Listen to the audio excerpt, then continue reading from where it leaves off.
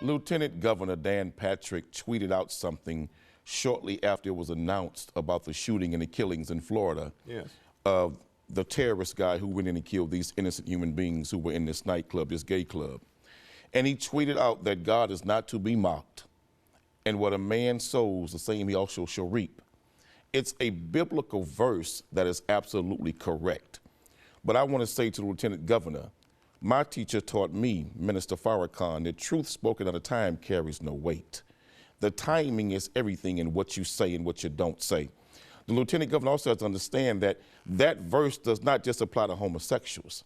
It applies to fornicators, adulterers, liars, thieves, and corrupt lying politicians. First of all, so that scripture applies to him and his constituents absolutely more than just homosexuals. It applies to all sinners. I don't think Farrakhan is the guy that I would go to explain verses in the Bible, quite frankly, Quanell. And I think we all understood what Dan Patrick was trying to say as a lieutenant governor. I got it. I think he even came back and said, maybe I should have used a different phrase, because we're in this politically correct nation now where people get their drawers all up in a twist when someone says something, yet we all understand the point that he was trying to make. Should he have maybe used a different phrase? In the political correct America, well, maybe. But I understood the point he was trying to make. Well, the truth of what he said in the scripture must be put in context.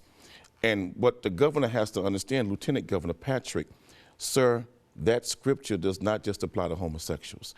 It applies to all sinners. And Jesus said this, there's no little sin and no big sin. All sins are equal. So the sin of what they're doing in politics is just as equal as the sin of homosexuality. So that scripture applies to himself also, not just homosexuals. I think we're taking something and expanding it into something it really doesn't mean. And quite frankly, Quanell, neither you or I should sit here and say we are smarter when it comes to religious phrases than anybody else. You know who the best person to contact is? Jesus Christ. Yes, but of course, Jesus also said to his disciple, there's an ass tied, loose him and let him go. The ass was a donkey.